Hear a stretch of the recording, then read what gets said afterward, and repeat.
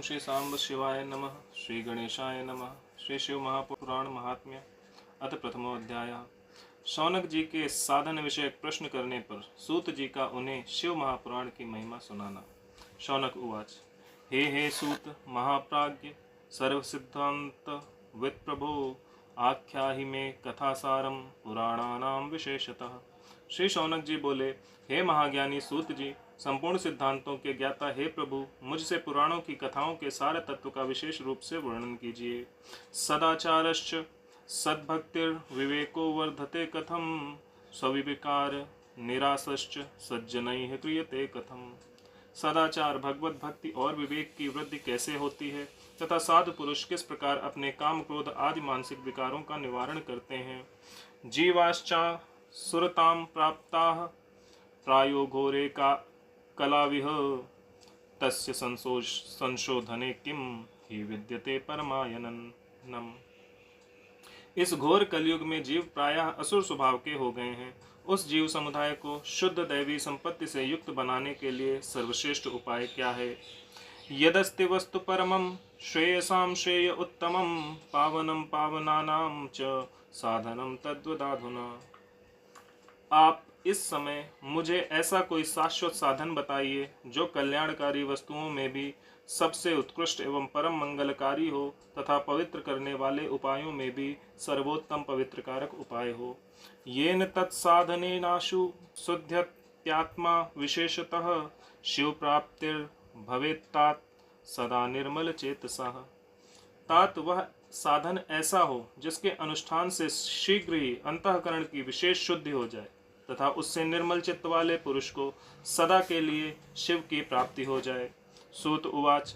धन्यस्त्वं मुनिशार्दूल श्रवण प्रीतिलालसः अतो विचार्य सुविधा वच्मि शास्त्रम महोत्तमम्। सूत जी बोले, मुनिश्रेष्ठ शौनक, आप धन्य हैं। आपके हृदय में पुराण कथा सुनने के प्रति विशेष प्रेम एवं लालसा है, इसलिए मैं शुद्ध बुद्धि से विचार कर परम उत्तम शास्त्र का वर्णन करता हूँ। सर्व सिद्धांत निष्पन्नम भक्त्यादिक विवर्धनम शिवतोषकरम दिव्यम शृणु वत्स रसायनम। वत्स, संपूर्ण शास्त्रों के सिद्धांत से संपन्न भक्ति आदि को बढ़ाने वाले भगवान शिव को संतुष्ट करने वाले तथा कानों के लिए रसायन स्वरूप दिव्य पुराण का श्रवण कीजिए। कालव्याल महात्रा सविध्वंस करमुत्तमं शैवं पुराणं परमं शिवेनोक्तम पुरा मुने। यह उत्तम शिव पुराण काल रूपी सर्प से प्राप्त होने वाले महान त्रास का विनाश करने वाला है। हे मुने, पूर्व काल में शिव जी ने इसे कहा था। सनत कुमारस्य मुनेरुपदेशात् परादरात् व्यासेनोक्तम तु संक्षेपात् कलिजानाम हिताय चा। गुरुदेव व्यास जी ने सनत कुमार मुनि का उपदेश पाकर कलयुग के प्राणियों के कल्याण के लिए बड़े आदर से संक्षेप में इस पुराण का प्रतिपादन किया है। एतस्माद् परम किंचित पुराणाच्छैव तोस्मुने ना विद्यते मनः शुद्धये कलिजानाम विशेषतः।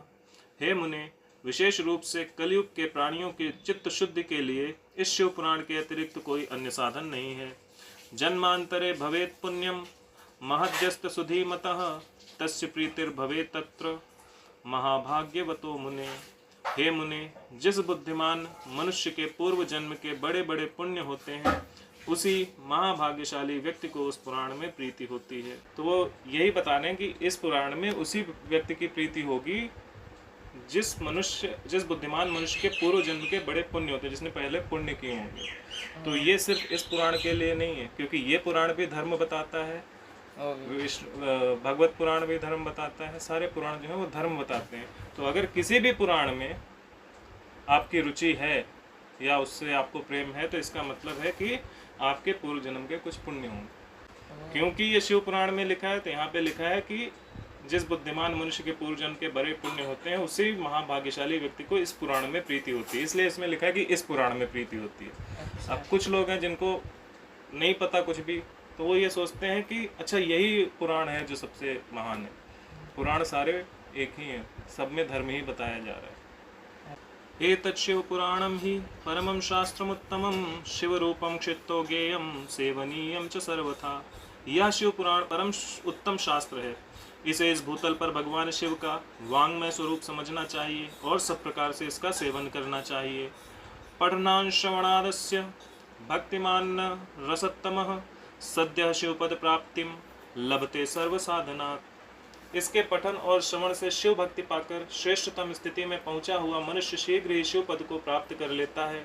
तस्मात् सर्व प्रयत्नेन कांक्षितम पठनम रभि तथास्य श्रवणम प्रेमणा सर्वकाम फलप्रदम। इसलिए संपूर्ण यत्न करके मनुष्यों ने इस पुराण के अध्ययन को अभीष्ट साधन माना है और इसका प्रेम पूर्वक श्रवण भी संपूर्ण वांछित फलों को देने वाला है। पुराण श्रवणात् शंभोर्निष्पापो जायते नरः भुक्त्वा भोगान् सुविपुलान् शिवलोकमवाप्नुयात्। भगवान शिव के इस पुराण को सुनने से मनुष्य सब पापों से मुक्त हो जाता है तथा बड़े बड़े उत्कृष्ट भोगों का उपभोग करके अंत में शिवलोक को प्राप्त कर लेता है। राजसूयेन यत् पुण्यम अग्नि अष्टोमशतेन च तत्पुण्यम लभते शंभो कथा श्रवण मात्रतः। राजसूय यज्ञ और सैकड़ों अग्निष्टोम यज्ञों से जो पुण्य प्राप्त होता है वह भगवान शिव की कथा सुनने मात्र से प्राप्त हो जाता है। कैसे? क्योंकि आपको जब ये कथाएं, ये पुराण आप पढ़ते हैं तो आपको धर्म का ज्ञान होता है। जब आपको धर्म का ज्ञान होता है तो आप सिर्फ सही काम करते हैं। जब आप सही काम करते हैं तो आपको पुण्य मिलेगा ही मिलेगा। लेकिन जो ये सोचता है कि खाली इसको पढ़ लिया एक बार और समझा कुछ नहीं, भगवान की भक्ति नहीं करी, मतलब भगवान पे विश्वास नहीं, बस पढ़ लिया ताकि पुण्य मिल जाए, उसको कुछ नहीं मिलेगा, उसको समझ ही नहीं आएगा। ये शृण्वन्ति मुने शैवं पुराणं शास्त्रमुत्तमं ते मनुष्या च मन्तव्या रुद्रा एव न संशयः। हे मुने, जो लोग इस श्रेष्ठ शास्त्र शिव पुराण का श्रवण करते हैं उन्हें मनुष्य नहीं समझना चाहिए, वे रुद्र स्वरूप ही हैं, इसमें संदेह नहीं है। शृण्वतां तत्पुराणं हि तथा कीर्तयतां च तत् पादाम्बुजर जानस्येव तीर्थानि मुनयो विदु। इस पुराण का श्रवण और कीर्तन करने वालों के चरण कमल की धूल का मुनिगण तीर्थ ही समझते हैं। गंतुम निःश्रेयसं स्थानम ये भी वांछन्ति देहिनः शैवं पुराणममलं भक्त्या शृण्वन्तु ते सदा। जो प्राणी परम पद को प्राप्त करना चाहते हैं उन्हें सदा भक्ति पूर्वक इस निर्मल शिव पुराण का श्रवण करना चाहिए। सदा श्रोतुम यद्य शक्तो भवेत सा मुनि सत्तम नियतात्मा प्रतिदिनम शृणुयाद्वा मुहूर्तकम। हे मुनि श्रेष्ठ, यदि मनुष्य सदा इसे सुनने में समर्थ ना हो तो उसे प्रतिदिन स्थिर चित्त से एक मुहूर्त भी इसको सुनना चाहिए। यदि प्रतिदिनम श्रोतुमशक्तो मानवो भवेत् पुण्यमासादिषु मुने शृणुयात् शिव पुराणकम।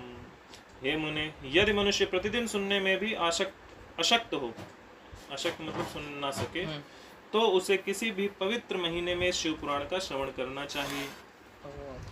मुहूर्तम वा तदर्धम वा क्षणम च वा ये शृण्वन्ति पुराणम तन्न तेषां दुर्गतिर्भवेत्। जो लोग एक मुहूर्त, उसका आधा, उसका भी आधा अथवा क्षण मात्र भी इस पुराण का श्रवण करते हैं उनकी दुर्गति नहीं होती है। तत्पुराणं च शृण्वानः पुरुषो यो मुनीश्वरः सा निस्तरति संसारम दग्ध्वा कर्म महाटवीम। हे मुनीश्वर, जो पुरुष इस शिव पुराण की कथा को सुनता है वह सुनने वाला पुरुष कर्म रूपी महावन को जलाकर संसार के पार हो जाता है। यत् पुण्यम सर्वदानेषु सर्वयज्ञेषु वा मुने शंभोः पुराण श्रवणात् तत्फलम निश्चलम भवेत्। हे मुने, सभी दानों और सभी यज्ञों से जो पुण्य मिलता है वह फल भगवान शिव के उस पुराण को सुनने से निश्चल हो जाता है। विशेषतः कलौ शैव पुराण श्रवणाद्रते परो धर्मो नपुंसाम ही मुक्ति साधन कृन्मुने। हे मुने, विशेषकर इस कलिकाल में तो शिव पुराण के श्रवण के अतिरिक्त मनुष्यों के लिए मुक्तिदायक कोई अन्य श्रेष्ठ साधन नहीं है। इसका मतलब है कि दो सब जगह बोला गया ना, एको ब्रह्म द्वितीयो नास्ति, भगवान एक ही है। जब हम शिव पुराण पढ़ रहे हैं तो वही भगवान शिव हैं, जब हम विष्णु पुराण पढ़ते हैं तो वही भगवान विष्णु हैं, जब हम भागवत पुराण पढ़ रहे होते हैं तो वही भगवान कृष्ण बन जाते हैं। तो जो हर पुराण में भगवान वही है, हर जगह भगवान वही है। आपको, क्योंकि आप इसको पढ़ रहे हो, आपके पास शिव पुराण है, तो इसलिए वहाँ पे शिव जी के बारे में बताया गया है। पुराण श्रवणम शंभोर नाम संकीर्तनम तथा कल्पद्रुम फलम सम्यं मनुष्याणाम न संशय। शिव पुराण का श्रवण और भगवान शंकर के नाम का संकीर्तन दोनों ही मनुष्यों को कल्प वृक्ष के समान सम्यक फल देने वाले हैं, इसमें संदेह नहीं है। कलो दुर्मेधसाम पुंसाम धर्माचारोंझि तात्मनाम हिताय विदभे शंभु पुराण्य पुराख्यम सुधारसम।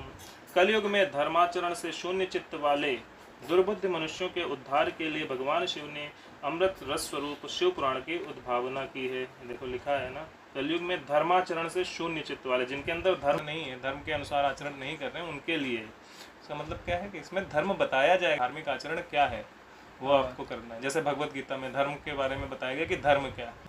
एको अजरामरः स्याद्वय पिबन्ने वामृतं पुमान् शंभो कथामृतं कुर्यात् कुलमेवा जरामरम। अमृत पान करने से तो केवल अमृत पान करने वाला ही मनुष्य अजर अमर होता है, किंतु भगवान शिव का यह कथा अमृत संपूर्ण कुल को ही अजर अमर कर देता है। कैसे? क्योंकि जब आप धर्म सीखेंगे तो आप अपने बच्चों को भी धर्म सिखाएंगे, वो अपने बच्चों को सिखाएंगे, तो ऐसे करके सभी धर्म करने लग जाएंगे, तो पूरा कुल तो क्या पूरा समाज ही तुम्हारा सही हो जाएगा। सदा सेव्या विशेषतः एतत् शिव पुराणस्य कथा परम पावनी। इस शिव पुराण की परम पवित्र कथा का विशेष रूप से सदा ही सेवन करना चाहिए, करना ही चाहिए, करना ही चाहिए। इस शिव पुराण की कथा की श्रवण का फल क्या कहूँ। एतत् शिव पुराणस्य कथा श्रवण मात्रतः किं ब्रवीमि फलं तस्य शिवश्चित्तं समाश्रयेत। इसके श्रवण मात्र से भगवान सदाशिव उस प्राणी के हृदय में विराजमान हो जाते हैं। चतुर्विंश सहस्रो ग्रंथो अयं सप्त संहितः भक्ति सुसंपूर्ण श्रवणांतम परादरात्।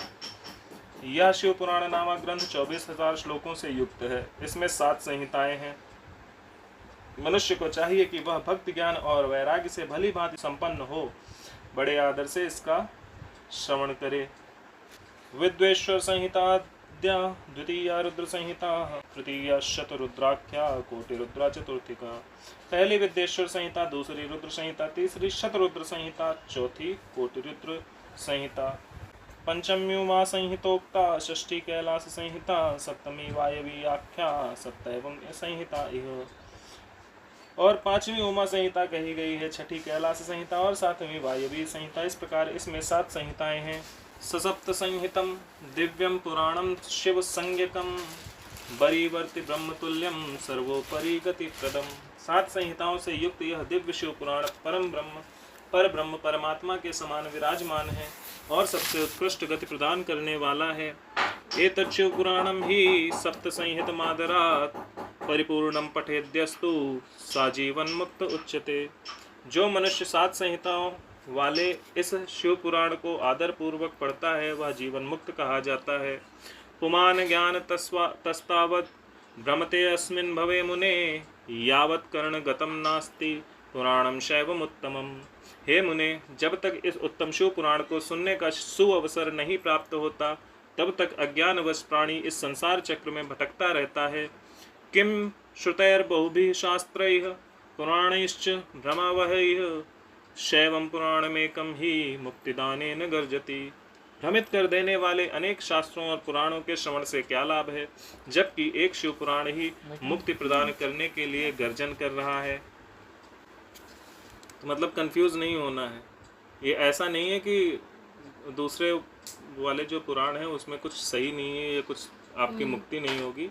जो हिंदी में लिखा है वो और जो संस्कृत में लिखा है उसका मतलब अलग अलग होता है। कई बार हिंदी में वो बोल दिया जाता है जो कि संस्कृत में एक्चुअल में नहीं लिखा। तो ये है कि भ्रमित नहीं होना है, लाभ सबसे है, क्योंकि वो एक ही है। क्योंकि मैंने जब पढ़ा, भगवत गीता पढ़ी उसमें भी धर्म की बात है, भगवत पुराण पढ़ी उसमें भी धर्म की बात कही गई है और शिव पुराण में भी धर्म की बात कही गई है। सब जगह बात वही कही गई है। लेकिन आप कंफ्यूज इसमें मत हो जाना कि शिव जी बड़े हैं या कृष्ण जी बड़े हैं या राम जी बड़े हैं, क्योंकि वो तो एक ही है। वो बड़े तो कैसे हो सकते हैं? भगवान को बड़ा छोटा तुम डिसाइड कैसे कर सकते हो? एक ही भगवान है, बार बार आते हैं, और वो हो सकता है एक ही टाइम में 10 रूपों में हो सकते हैं, और 10 रूपों में वो उनके अंश नहीं है, वो पूर्ण भगवान है। क्योंकि वो जितने चाहे उतने रूप बना सकते हैं और उतनी ही शक्ति के साथ बना सकते हैं। शक्ति डिवाइड नहीं होगी, पावर डिवाइड नहीं होगी। एतच्चु पुराणस्य कथा भवति यद्ग्रहे तीर्थभूतम ही तद गेहम वसताम पापनाशनम। जिस घर में शिव पुराण की कथा होती है वह घर तीर्थ स्वरूप ही है और उसमें निवास करने वालों के पाप यह नष्ट कर देता है। अश्वमेध सहस्त्राणि वाजपेय शतानि च कलाम शिव पुराणस्य नारहन्ति खलु षोडशीम। हजारों अश्वमेघ यज्ञ और सैकड़ों वाजपेय यज्ञ शिव पुराण की 16वीं कला की भी बराबरी नहीं कर सकते। तावत सा प्रोच्यते पापी पापान कृन मुनिसत्तम यावत् शिव पुराणम ही ना शृणोति सुभक्तितः। हे मुनिश्रेष्ठ, कोई अधम प्राणी जब तक भक्ति पूर्वक शिव पुराण का श्रवण नहीं करता तभी तक उसे पापी कहा जा सकता है। तो सिर्फ श्रवण करना ही नहीं है, जब आप भक्ति पूर्वक श्रवण करोगे तो उसमें जो धर्म बताया गया उसको बिल्कुल अपनाओगे। लेकिन अगर आप सिर्फ इसलिए करोगे कि मेरे पाप नष्ट हो जाएंगे पढ़ने से, तो वो नष्ट नहीं होंगे। वो खाली नाटक कर रहा है, पाखंड कर रहा है। जब तक आपके अंदर भक्ति नहीं है, और भक्ति में क्या होता है कि भक्ति में पूर्ण समर्पण होता है कि अच्छा भगवान जो धर्म है वही मैं करूँगा और कुछ भी नहीं करूँगा, उसके लिए चाहे मैं पूरी तरह से खत्म हो जाऊँ, ये होता है। तो जब कितना भी बुरा आदमी हो, अगर वो भक्ति पूर्वक शिव पुराण का श्रवण करता है तो शिव पुराण में जो धर्म की बात कही गई है वो उसको ही मानेगा, और जब वो उसको मानेगा तो वो गलत काम करेगा ही नहीं। हाँ। और तब उसके बाद उसको पापी कहने का क्या मतलब? नहीं, वो तो अच्छा जब उसने अपने अंदर से पाप खत्म ही कर लिया तो फिर किस बात का पापी? गंगाद्याः पुण्य नद्यश्च सप्तपुर्यो गया यथा एतत् शिव पुराणस्य समताम यान्ति न क्वचित्। गंगा आदि पवित्र नदियां, मुक्तिदायिनी सप्तपुरियां तथा गयादि तीर्थ इस शिव पुराण की समता कभी नहीं कर सकते। नित्यं शिव पुराणस्य श्लोकम श्लोकार्धमेव च स्वमुखेन पठेत भक्त्या यदि इच्छेत परमां गतिम। जिसे परम गति की कामना हो उसे नित्य शिव पुराण के एक श्लोक अथवा आधे श्लोक का ही स्वयं भक्ति पूर्वक पाठ करना चाहिए। रोज करने से ये होगा कि आप मन में याद रहेगा, हमेशा याद रहेगा। जैसे भगवत गीता तुम बार बार रोज पढ़ रहे हो, वो चीजें दिमाग में बैठ जाती हैं। आपको श्लोक नहीं याद होगा लेकिन उसमें कहा क्या गया वो हमेशा याद रहेगा। एतत् शिव पुराणम यो वाचयेदर्थतो अनिशम पठेद्वा प्रीतितो नित्यम स पुण्यात्मा न संशयः। जो निरंतर अर्थानुसंधान पूर्वक इस शिव पुराण को बाँचता है अथवा नित्य प्रेम पूर्वक इसका पाठ मात्र करता है वह पुण्यात्मा है, इसमें संशय नहीं है। अंतकाले ही अश्चैनम शृणुयात् भक्तितः सुधीः सुप्रसन्नो मेषानस्तस्मै यच्छति स्वयं स्वं पदम। जो उत्तम बुद्धि वाला पुरुष अंतकाल में भक्ति पूर्वक इस पुराण को सुनता है उस पर अत्यंत प्रसन्न हुए भगवान महेश्वर उसे अपना पद धाम प्रदान करते हैं। धाम प्रदान करते हैं अपना। तुम शिव नहीं बन जाओगे, शिव जी के धाम में जाओगे, उनके चरणों में आपको स्थान मिल जाएगा। एतत् शिव पुराणम यह पूजयेन्नित्य मादरात् सा भुक्त्वेहाखिलान् कामानन्ते शिव पदम लभेत। जो प्रतिदिन आदर पूर्वक इस शिव पुराण का पूजन करता है वह इस संसार में संपूर्ण भोगों को भोग कर अंत में भगवान शिव के पद को प्राप्त करता है। एतत् शिव पुराणस्य कुर्वन्नित्यम तंद्रितः पट्टवस्त्रादिना सम्यक सत्कारम स सुखी यदा। जो प्रतिदिन आलस्य रहित हो रेशमी वस्त्र आदि के वेष्टन से शिव पुराण का सत्कार करता है वह सदा सुखी होता है। शैवम पुराणममलम शैव सर्वस्व मादरात् सेवनीयम यत् प्रयत्नेन परत्रेह सुखेप्सुना। यह शिव पुराण निर्मल तथा शैवों का सर्वस्व है। इहलोक और परलोक में सुख चाहने वालों को आदर के साथ प्रयत्न पूर्वक इसका सेवन करना चाहिए। चतुर्वर्ग प्रथम शैवम पुराणममलम परम श्रोतव्यम सर्वदा प्रीत्या पठितव्यम विशेषतः। यह निर्मल एवं उत्तम शिव पुराण धर्म अर्थ काम और मोक्ष रूप चारों पुरुषार्थों को देने वाला है अतः सदा पूर्व प्रेम पूर्वक इसका श्रवण एवं विशेष रूप से पाठ करना चाहिए। वेदेतिहास शास्त्रेषु परम श्रेयस्करम महत् शैवम पुराणम विज्ञेयम सर्वथा ही मुमुक्षुभिः।